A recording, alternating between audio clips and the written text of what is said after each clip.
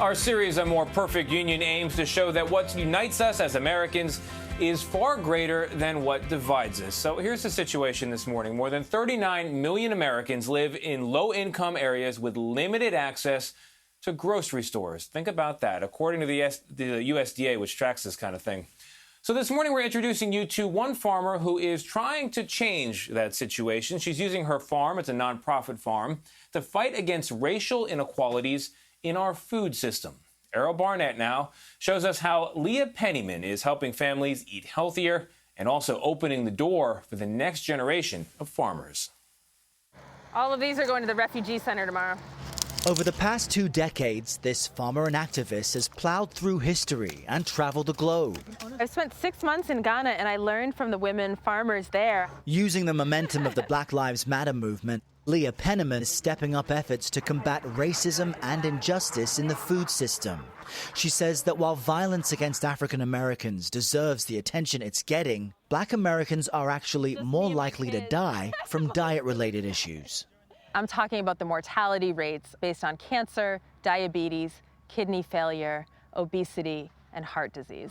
All of that can be linked to where you get your food and how healthy it is. Can be linked to whether you have access to fresh fruits and vegetables. That it does not say that food issues are more important. I think fundamentally we fail at creating a racially just society if we don't address the interconnectedness between the issues of mass incarceration, food injustice, housing discrimination, and so on.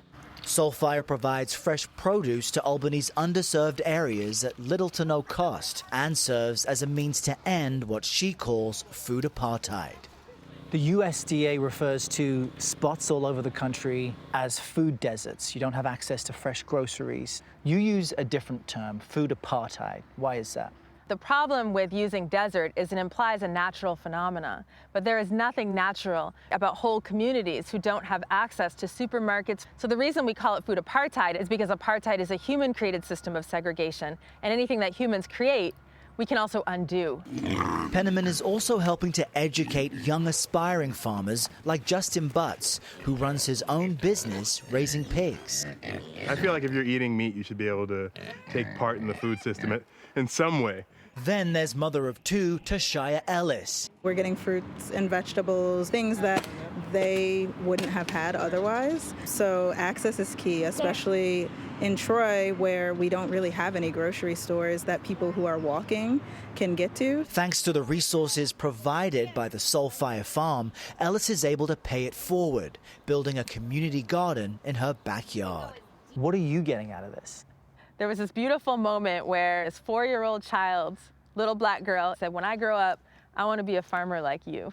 And so it's moments like that, it's moments when you drop off that box of vegetables to people and they say, if it wasn't for this, all I would have is boiled pasta for my children all week.